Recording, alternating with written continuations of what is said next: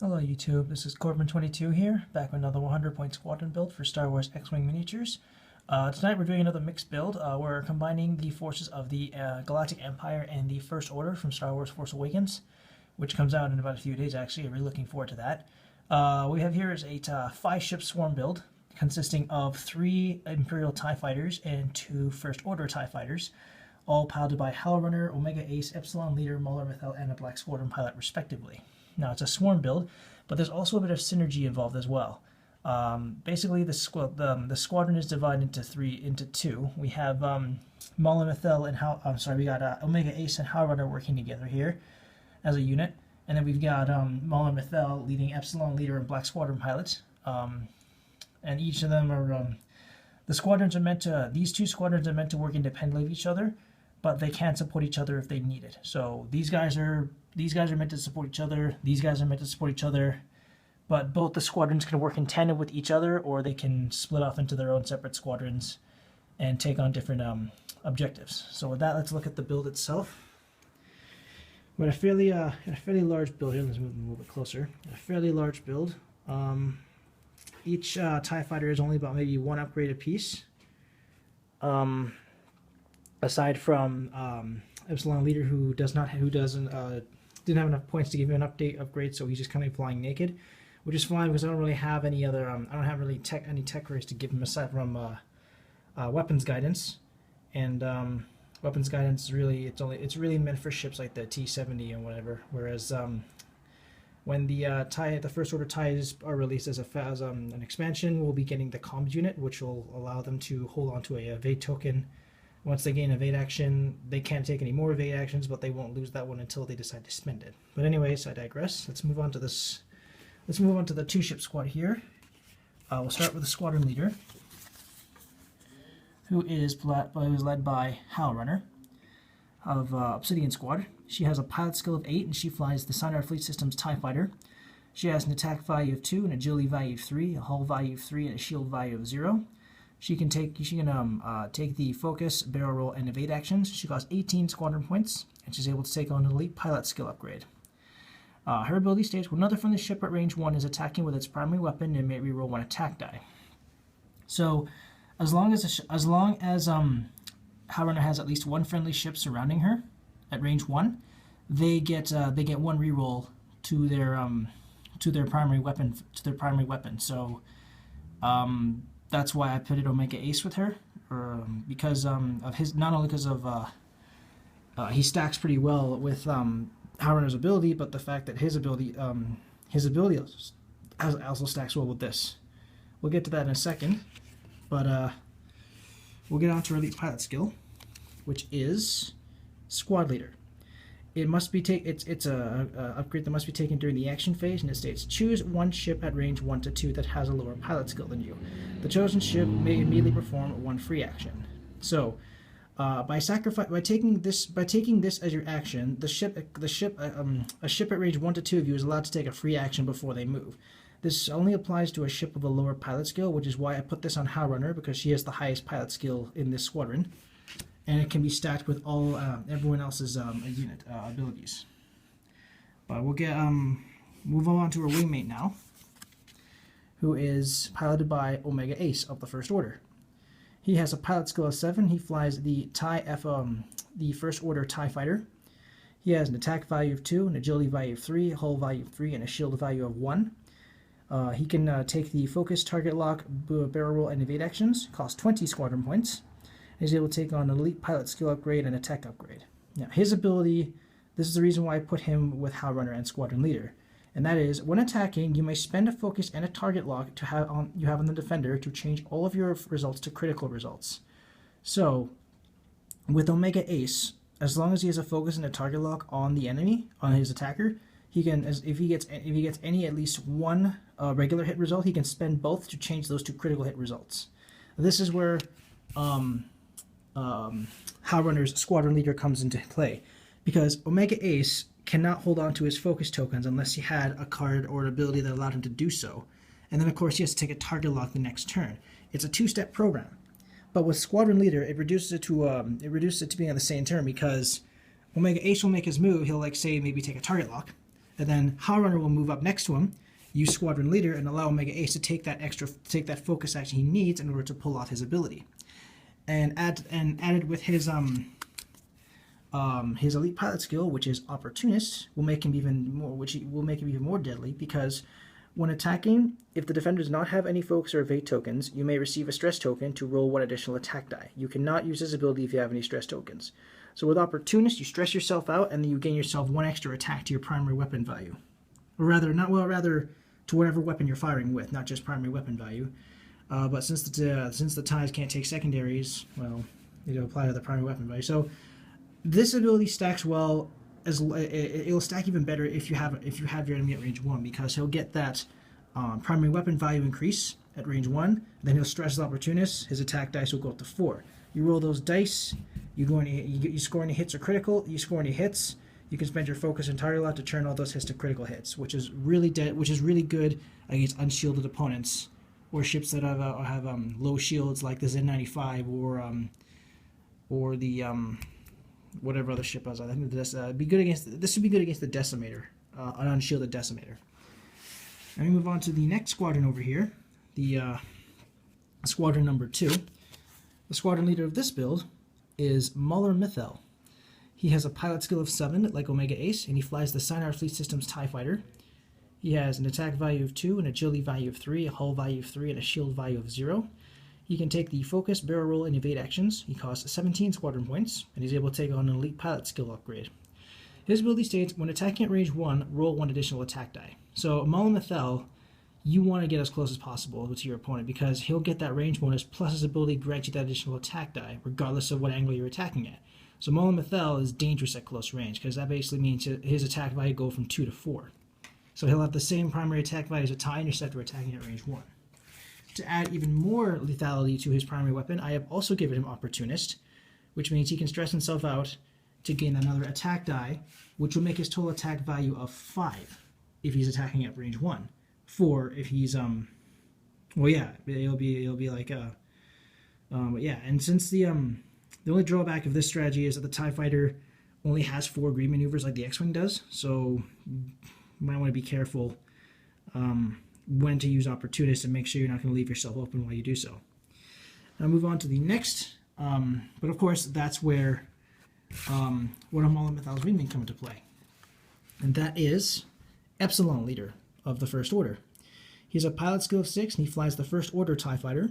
He has an attack value of 2, agility value of 3, hull value of 3, and a shield value of 1. He can take the focus, target lock, barrel roll, and evade actions. He costs 19 squadron points, and is only able to take a tech upgrade. His ability states, at the start of the combat phase, remove 1 stress token from each friendly ship at range 1. So with Epsilon Leader, it lessens the risk of using Opportunist with Mauler Mithel, because Mauler Mithel only has 4 green maneuvers to work with. As long as he stays close to Epsilon Leader, every time he stresses himself out with Opportunist or does a red maneuver, the beginning of the combat phase, that stress takes taken off, allowing him to use Opportunist to stress himself out, and then of course rinse and repeat. He'll be able to take white maneuvers while he's still stressed. Epsilon Leader, he'll stay next to him, take off the stress with his ability, and of course keep spamming with Opportunist, and as well stay close to your opponent. And then move on to the last wingman, which is a Black Squadron pilot. He has a pilot skill of 4, and he flies the Sinar Fleet System's TIE Fighter. He has an attack value of 2, an agility value of 3, hull value of 3, and shield value of 0. He can take on the focus, barrel roll, and evade actions. Costs 14 squadron points, and is able to take on elite pilot skill upgrade.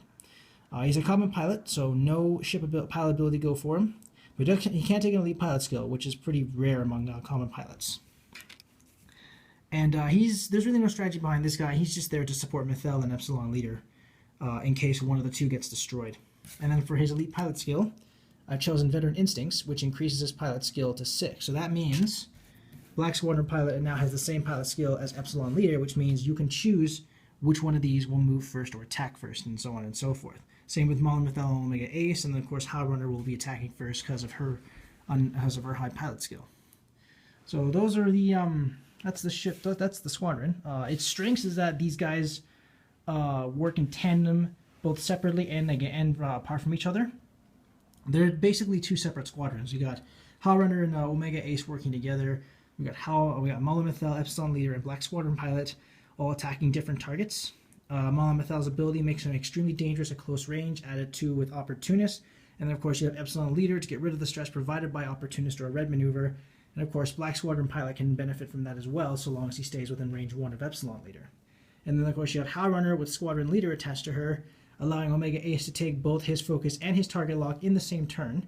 And then, of course, he can stress himself out with Opportunist to add another additional attack die to his primary weapon value. And when he gets at least one hit, he can, if he gets a good amount of hits, he can spend his focus and target lock to turn those to critical hits. And of course, the First Order TIE Fighter has lots of more green maneuvers than the standard TIE Fighter. Like all of its speed 2s are green. All of its speed 2s are green maneuvers, which will make it easier for you to stay on your opponent's tail. Should you decide to turn away, you can still relieve your stress while staying on your opponent's tail. So with that said, let's look at how the squadron will be used in an actual dogfight. Okay, so we have our scenario here. We have Howlrunner and Omega Ace aiming to tackle the Millennium Falcon here, piloted by Chewbacca. And then, of course, we have this squadron here, Epsilon leader, Mauler Mithel, and a Black Squadron pilot aiming to tackle the Outrider, piloted by Dash Rendar. Let's say, for the sake of this example, these guys are going to make the moves anyway. So we'll start with Chewbacca. He's going to be moving first because he has the lowest pilot skill here. Let's say for this scenario, he's going to be doing a hard 3 for this scenario. So he's out of harm's way, like so. So basically, by that, he's out of harm's way. By doing that, he's out of harm's way, and of course, he still has a shot on the other 2 TIE fighters because he has a turret for a primary weapon. And then we'll have Epsilon leader and Black Squadron pilot move. Let's see, to predict where Dash is going to go, they're probably gonna do, like, say, let's say for this scenario, say for this scenario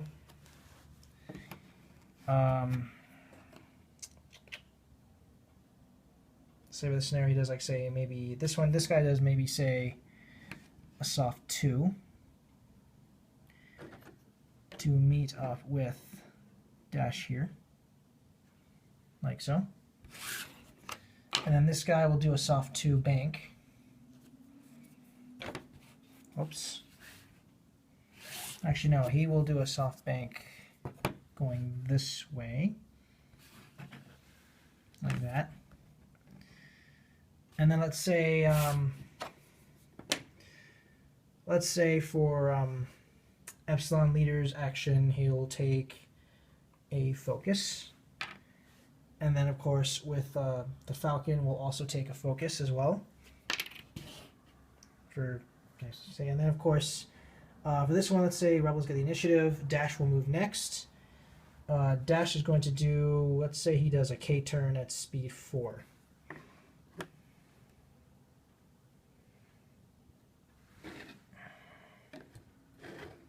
It'll stress him out. So let's say for this example, he doesn't have a heavy laser cannon. So that means he'll be able to take a shot at Epsilon leader here. And then, of course, with Mauler Mithel, let's say he'll do a K5. Question is, will he make that K5?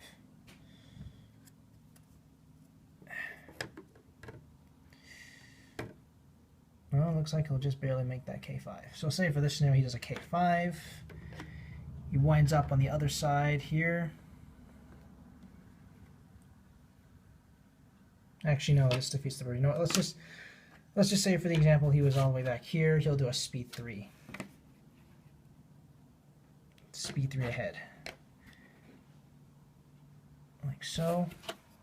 And then say for Omega Ace here, he'll do a hard 2.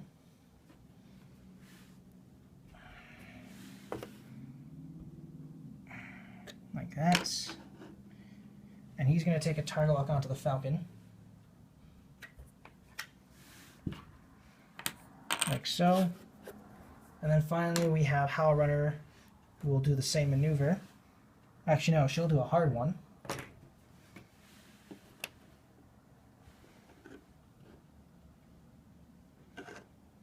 Like so.